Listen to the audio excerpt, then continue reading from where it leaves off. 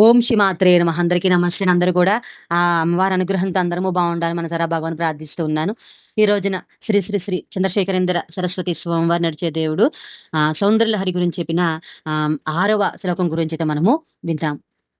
ధను పౌష్పం మౌర్వి మధుకరమయీ పంచవిశికాః వసంతః సామంతో మలయ మరుదాయోధనరతః తతః పేక్య సర్వం యమగిరిసుతే కామపి కృపాం అపాంగాతే లబ్ధ్వా జగదిదమనంగో విజయతే. ఈ శ్లోకము పూర్తిగా మన్మథునికే కేటాయించబడింది. ద్వైత ప్రపంచం అద్వైత స్థితి నుండి కామము కారణంగా జనిస్తుంది. ఈ అద్వైత ప్రపంచం మళ్ళీ అంబిక దయచేతనే అద్వైతమవుతుంది. ఈ లీలలో అంబిక కదే ప్రధాన పాత్ర. కామం యొక్క మూర్తిత్వమైన మన్మథునికి ఇక్కడ ప్రాముఖ్యత ఉన్నది. మన్మథునికి కాముడని పేరు, అంబికకు కూడా కామేశ్వరి, కామాక్షి అని పేర్లున్నాయి. ఏ మాత్రము పటుత్వం లేని ఆయుధాలతో మన్మథుడు ప్రపంచానంతటిని జయిస్తాడు.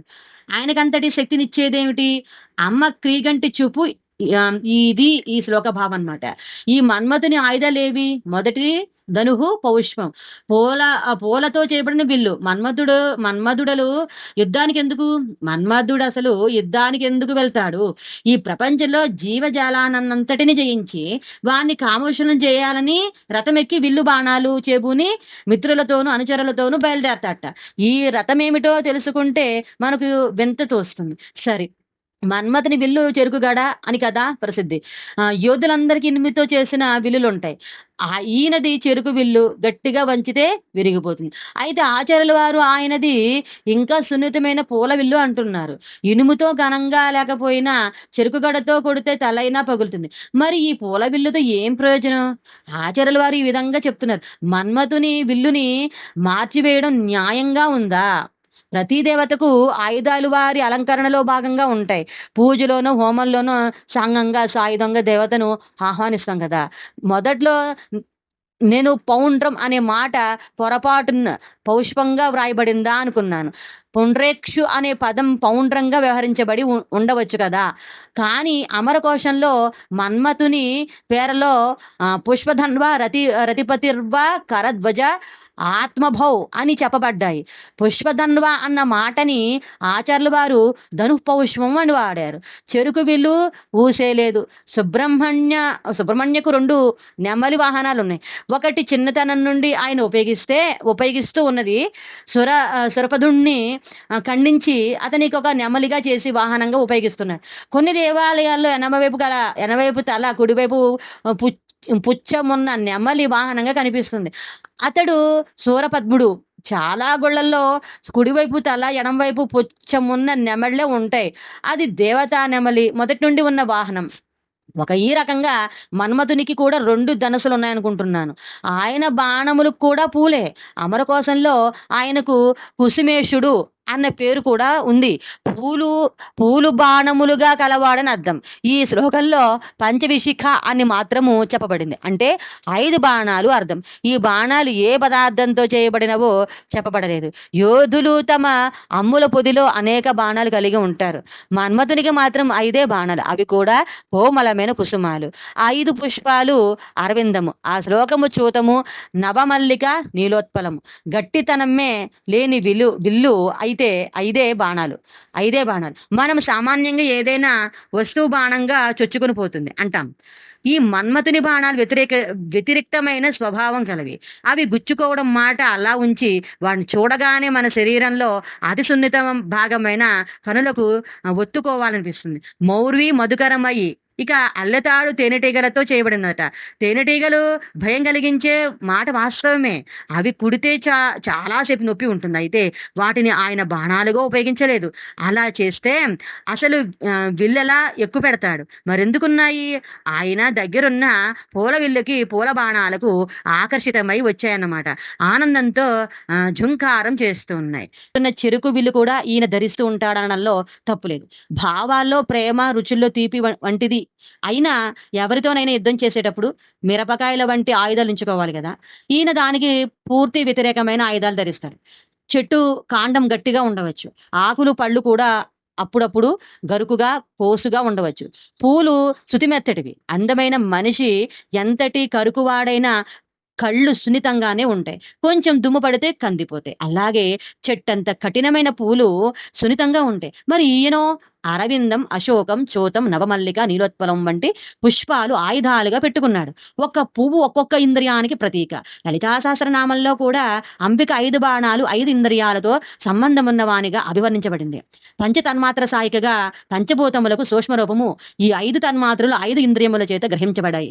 శబ్దస్పర్శ రసరూప గంధాదులు పంచతన్మాత్రలు. ఈ 5 పుష్పాలు 5 ఇంద్రియాలను సూచిస్తాయనుకున్నాం కదా. 5 తన్మాత్రలకు కూడా సంబంధం ఉంటుంది. పువ్వున్న చోట తేనెటీగా ఉంటుంది. పూలకు స్పర్శ, రస, రూప, రస, గంధ లక్షణాలు ఉన్నాయి. కానీ పూలకు శబ్ద లక్షణం లేదు కదా. ఈ 9 ఈ కొరత తీరుస్తుంది. ఈ మన్మథుడు చంపు, చావగుట్టు అనే అరుపులతో యుద్ధానికి వెళ్తాడు. అల్లెతాడుగా ఉన్న 9 ఝుంకారం అనే సంగీతంతో కూడి యుద్ధానికి వెళ్తాడు. రాజులు బలహీనులైన, విశ్వాసపాత్రులైన, సామంతులు మహాపరాక్రమంతులైతే రాజ్యం భద్రంగానే ఉంటుంది. యుద్ధాలలో విజయాలు వరిస్తాయి.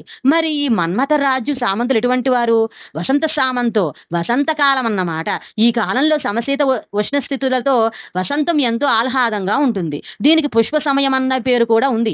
అటువంటి ఋతువుకు అధిపతి యుద్ధం చెయ్యబోయే మన్మథునికి తోడు. యుద్ధంలో ఆగ్నేయాది అస్త్రాలు వేసి శత్రువులను క్షోభింపచేయాలి. ఈ సామంతుడు తలుపుల్లోకి వస్తేనే మనస్సు ప్రశాంతంగా మారిపోతుంది. మలయ మరుదాయోరతనత, ఆయోధన అంటే యుద్ధం కోసం అన్నమాట. మలయ పర్వతాల నుండి వచ్చే మంచి గంధపు వాసనలున్న చల్లటి గాళ్ళు ఈయన యుద్ధం కోసం ఏర్పడిన రథము యుద్ధాల్లో విషవాయువులు కదా వదిలి పెట్టాలి. మందంగా వీచే కాలుష్యం ఏమాత్రం లేని చల్లటి గాలి ఈయన రథమా? మన్మథుని బాణాలు, విల్లు వంటి తాడు కనీసం కనులకు కనిపిస్తాయి. ఈ ఈ వసంతుడు కళ్ళకు కనిపించను కూడా కనిపించడు. ప్రకృతి పుష్పించినప్పుడు ఓహో వచ్చింది, వసంతోస్తమి వచ్చింది అనుకుంటాం. చల్లటి గాలులు సోకినప్పుడు మలయ మారుతం వీస్తుంది అనుకుంటాం. సామంతులు, రథము ఇంత లక్షణంగా ఉన్నాయి. పోని మన్మథుడు బలిష్టంగా కనిపిస్తాడా అంటే ఈయన అనంగుడు. మన్మథునికి అనేక పేర్లు ఉన్నాయి. అయితే ఆచార్యుల వారు ఇక్కడ సాభిప్రాయంగా అనంగుడు అనే నామమే తీసుకున్నారు. అనంగా అంటే అంగము లేనివాడు అని. శివుని చేత భస్మం చేయబడిన మన్మథుని కామేశ్వరి పునర్జీవితుడిని చేసింది. కానీ శరీరమే లేకుండా ఆమె భర్త చేసిన శిక్షను పూర్తిగా మాఫీ చేయడం ఆమెకు ఇష్టం లేదు. అందువల్ల శరీరాన్ని ఇయ్యలేదు. అయితే అతడి భార్యకు మాత్రం కనిపించే వరం ఇచ్చింది. రతినయన లేహేన వపుష అన్నారు ఆచార్యుల వారు. మిగతా వారందరికీ అతడు కాంతి, శబ్దము, గాలి వలె ఒక శక్తి. యోధులు సామాన్యంగా పెద్ద పెద్ద మీసాలతో కండలు తిరిగి చూడడానికి భయం కలిగించే విధంగా ఉంటారు. మన్మథునికి రూపమే లేదు. పోని వసంతుణ్ణి ప్రకృతిని బట్టి గుర్తించవచ్చు. ఈ అంగాలని ఉన్న అంగి అయిన మన్మథుని ఏ రకంగానూ గుర్తింపశక్యం కాదు. ఆయనను గుర్తించడానికి వీలు కాదు. కానీ అందరిలోనూ ప్రవేశించి వారిని తన అదుపులో పెట్టుకుంటాడు. ఏ విచిత్రం! ప్రపంచానంతా జయించే యోద్ధ ఇంతటి బలహీనుడు. త్రిపురాసుర సంహారానికి పరమేశ్వరుడు. బయలుదేరేటప్పుడు మేరు పర్వతం విల్లుగా, వాసుకి అల్లెత్రాడుగా, వాసుదేవుడు బాణంగా, బ్రహ్మదేవుడు రథసారథిగా ఏర్పాటు చేయబడింది. ఎంతటి బలిష్టమైన ప్రయత్నమో చూడండి. అయితే పరమశివుడు వీనిని వేటిని ఉపయోగించలేదు. ధనుష్టాంకారం లేదు, బాణప్రయోగము లేదు, భుజస్పాలనము లేదు, బాహాబాహిగా ముష్టిగా తలబడటమూ లేదు. ఈశ్వరుడు కేవలం అట్టహాసం చేశాడు. ఎందుకా నవ్వు? అరే, పరాశక్తి నాలో ఉండగా నాకు సహాయంగా ఎన్ని సంబరాలు అమర్చబడ్డాయే అన్న ఆలోచన వచ్చి ఆయనకు నవ్వు వచ్చింది. ఆ అట్టహాసానికి త్రిపురాసురులు మాడి బూడిదైపోయారు. పరమేశ్వరునికి బలిష్టమైన ఆయుధాలున్న వాటిని ఉపయోగించుకోలేదు. మన్మథుడు బలమనే మాటకు ఎంతో దూరమైన ఆయుధాలతో యుద్ధం గెలుస్తాడు. ఈ ఇద్దరి గెలుపు కారణం ఒకటే. పరాశక్తి పరమేశ్వర హృదయాంతర్గత అయ్యి అక్కడ యుద్ధాన్ని గెలిపించింది. కేవలం తన క్రీగంటి చూపు ద్వారా ప్రసరింపజేసే కటాక్షం వలన మన్మథుని విశ్వవిజేతని చేస్తోంది. మన్మథుడే శరీరం లేనివాడు. అతడి ఆయుధాల అత్యంత బలహీనులు అయినా ప్రపంచానంతా గెలుస్తాడు. అతడికి కాల్బలము, అశ్విక దళములు, గజబలము ఏమున్నాయి? పేరుకు వసంతుడు ఒక్కడే చెలికాడు లేక సామంతుడు. అతడి గెలుపునకు కారణం అంబిక యొక్క కొంచెం దయ. శివుని విషయంలో వలె ఆమె హృదయంలో కూర్చోలేదు. పోని కనులున్న పూర్తిగా తెరిచి దయాప్రసాదం చేయలేదు. ఇది అనిర్వచనీయమైన దయ అంటారు ఆచార్యుల వారు. కామపి కృపాం వారు అంబికని హిమగిరి సుత అని సంబోధించారు. ఆమె క్రీగంటి చూపు కలిగిన దయాప్రసాదం వల్ల ఎందుకు కొరగాని మన్మథుడు జగదిదం సర్వం విజయతే, రస ప్రపంచాన్నంతా జయిస్తున్నారు. ప్రపంచానికి చెందిన మాయా విలాసమైన వాటినన్నింటికీ ఆమె ఒక లక్షణం క్రీగంట ప్రసారం చేసే దయ చాలు, అన్నీ సిద్ధిస్తాయి. త్రిపురాసుర సంహారం అంటే స్థూల సూక్ష్మ కారణ శరీరాల్ని, మిగిలిన మహాకారణాలని బ్రహ్మ యొక్క తిరస్కరించడం అంటే నిష్ప్రపంచ స్థితిని పొందడం. అది అంబిక సంపూర్ణంగా అతనిలో ఉంటేనే సాధ్యమవుతుంది. త్రిపురాసుని కాల్చిన వాడే మన్మథుని కాల్చివేశాడు. మన్మథునికి అంబిక క్రీకంఠ ప్రసారం చేత లభించిన దయ్యా పరమేశ్వరుడు ఆమె నుండి పొందిన సంపూర్ణ అనుగ్రహం ముందు నిలవలేదు. మన్మథుణ్ణి అంబిక విజేతను చేసిందనే విషయంలోనే మనకు కథ ఆగిపోనూ లేదు. మనం మన్మథుని జయించాలి. మన్మథుని దగ్ధం చేసినప్పుడు అంబిక అతని హృదయంలో ఉండి సంపూర్ణ అనుగ్రహం చూపిన విషయము మన జ్ఞప్తిలో ఉంచుకోవాలి. మనకు ఆమె అనుగ్రహం కావాలి. ఆమె సృష్టించిన శక్తి ఆమె వలనే నాశనం అవుతుంది. ఇక్కడ ఆచార్యులు వారు అంబిక చేత సృష్టింపబడిన శక్తి గురించి మాట్లాడుతూ ఉన్నారు. ఇటు ఉన్నతమైన ఉద్దేశంతోనే అంబిక మన్మథునికి బలిమి లేని ఆయుధం ఇచ్చింది. ఇతడు ఈ సృష్టి అంతటిని ఒక ఆట పట్టిస్తున్నప్పటికీ అది తన ప్రతిభ కాదని అంబిక కటాక్షమని క్షణక్షణం గుర్తుకు వస్తూనే ఉంటుంది. ఇతనికి అహంకారం జనించరాదనే దయచేతనేమో అంబిక అంతటి బలహీనమైన ఆయుధాలను ఇచ్చింది. ఇప్పుడు అనంగుడు శరీరం లేనివాడుగా పిలువబడుతూ ఉన్నాడు. ఈ మన్మథునికి ఒకప్పుడు అతిలోక మనోహరమైన శరీరం ఉండేది. అందుకే ఇప్పుడు అందగాళ్లను నవమన్మధులు అంటారు. తన అందం చూసి అతడు అహంకరించాడు. ఆ రోజుల్లో సురపద్ముడు అనే రాక్షసుని భారీగా పడిన దేవతలు పడరాని కష్టం పడుతూ ఉన్నారు. అతడిని ఈశ్వరునికి జనించిన పుత్రుడే చంపగలడట. మరి స్వామి అప్పుడు దక్షిణామూర్తి రూపంలో జ్ఞానమగ్నుడే ఉన్నాడు. అప్పుడు అంబిక పర్వతరాజపుత్రిగా వచ్చింది. వీరిరువురిని సంధానం చేయడానికి దేవతలు ఈ మన్మథుడిని పంపారు. ఈశ్వరుడు పూర్ణబాణంచే కొట్టబడి కనులు తెరిచి మన్మథుడిని దగ్ధం చేశాడు. తర్వాత మనసు మార్చుకుని పరమేశ్వరుడు పార్వతిని వివాహమాడారనుకోండి. ఈ శ్లోకంలో అంబిక అనేక నామాల్లో హిమగిరి సుత అన్న నామాన్ని ప్రస్తావించడంలో ప్రత్యేక ఉద్దేశం ఉంది. ఆరంభంలో పార్వతిపై స్వామి ప్రేమ భావనలను ఉత్తేజపరచడానికి దేవతలు మన్మథుని పంపారు. అప్పుడు మన్మథుడు అహంకరించాడు. పరమేశ్వరుని మనసు మదించి పెద్ద విజయాన్ని సాధించగలనుకున్నారు. మదనం అంటే చిలకడం కదా. మనస్సును మదించేవాడు మన్మథుడు. మహానిర్లిప్తుడమైన పరమేశ్వరుని హృదయం చిలకడం సాధ్యమా? మన్మథుడు గుర్తుపట్టడానికి సైతం విలువ లేకుండా బోడు చేయబడ్డాడు. అప్పుడు అంబిక అతనికి కృత జీవితాన్ని ప్రసాదించింది. కానీ శరీరం లేదు.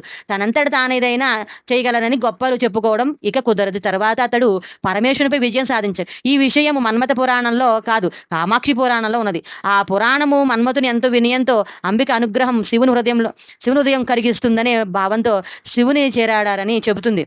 శివుని చేత అతనికి శరీరమే గర్వం కూడా హరించబడింది. ఆ గర్వం తిరిగి తలెత్తకూడదని అంబిక అతన్ని అనంగుడంగానే ఉంచింది. తమిళంలో వల్లవునకు పొల్లాయుధము అన్న సామెత ఉంది. మహాయోధునకు గడ్డిపోచ ఆయుధం అని దీని అర్థం. కాకాసుని సంహరించడానికి రామచంద్రుడు దర్భను అభిమంత్రించి వేశాడు. అంబిక కడగంటి చూపుల చేత దయా ప్రసాదించబడిన మన్మథునికి పూల ఆయుధాలు. బూడిదిగా మారిన మన్మథుడు అంబిక కడగంటి చూపుల నుండి జాలువారిన దయామృతం చేత పునర్జీవితయ్యాడు. ఆమె పతి మన్మథుడిని కంటి మంట చేత తగలబడ్డగా అంబిక ఆ బూడిద భోగుపై తన అమృత వీక్షణం ప్రసారింపచేయగా తక్షణం మన్మథుడు పునర్జీవితుడయ్యాడు. కామాక్షి అంటే కాముని తన కడగంటి చూపుని సృష్టించినదని అని అర్థం. ప్రపంచానంతటిని జయించాడని చెప్పబడిన మన్మథుడు శివునిపై సాధించిన విజయం గురించి ఈ శ్లోకంలో ప్రస్తావించలేనని లేదు. శివుని జయించడం అనేది కామేశ్వరులలో ప్రధానమైంది. ఈ విషయము హిమగిరి సుతే అన్న పదం కొంత సూచితమైనప్పటికీ ప్రధానంగా చెప్పబడలేదు. తర్వాత కాలంలో శివుడు పార్వతి ఎడ మోహితుడైనప్పటికీ అది మన్మథుని కార్యం కాదు. అంబిక తన పరమ ప్రేమ చేత ఆశ్చర్యకరమైన తపస్సు చేత దక్షిణామూర్తిని కదిలించి వేసి కళ్యాణ సుందరం చేసింది. స్కాంద పురాణంలో ఈ విషయం చెప్పబడింది. దానినే కాళిదాసు కుమార్ సంభవంగా రాశాడు. అయితే 5వ శ్లోకంలో మహావిష్ణువు మోహినిగా శివుని మోహింపచేసిన విషయము ప్రస్తావింపబడిన కాముని విజయం స్పృశింపబడలేదు. మహావిష్ణు మన్మథుని తండ్రి కృష్ణావతారంలో ఈ మన్మథుడు ప్రద్యుమ్నుగా పుట్టాడు. విష్ణు మనసు నుండి ఉద్భవించిన మన్మథునకు మనసిజుడన్న పేరుంది. తండ్రి యోగీశ్వరుడైన మునులందరినీ మించిన దక్షిణామూర్తి అయిన స్వామిని మోహింపజేస్తే మిగతా మునుల సంగతి మన్మథుడు చూసుకున్నట్లు వ్రాయబడింది. సౌందర్యలహరి తర్వాత భాగంలో మన్మథుడు స్వామిని జయించినట్లు చెప్పబడింది. అంబిక 2 తాటంకములు అంటే చెవిదిద్దులు, 2 చక్రాలుగా అద్దం వంటి ముఖం రథంగా, అంబిక ప్రేమపూరితములైన దృక్కులు బ్రాణంగా మన్మథుడు స్వామిని జయించాట. ఇంకో 2 శ్లోకంలో కూడా ఈ విషయము వివరింపబడింది.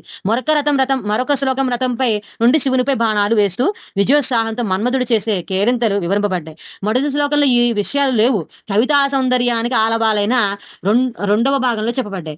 ఆచార్యుల వారి శ్లోకం వరకు 2 కూడా తాను స్తోత్రం చేసే మూర్తి ఎవరో పూర్తిగా చెప్పలేదు. తర్వాత శ్లోకంలో కామేశ్వరుని పూర్తిగా అభివర్ణింపబడింది. తర్వాత మనము 7వ శ్లోకం గురించి అయితే విందాము.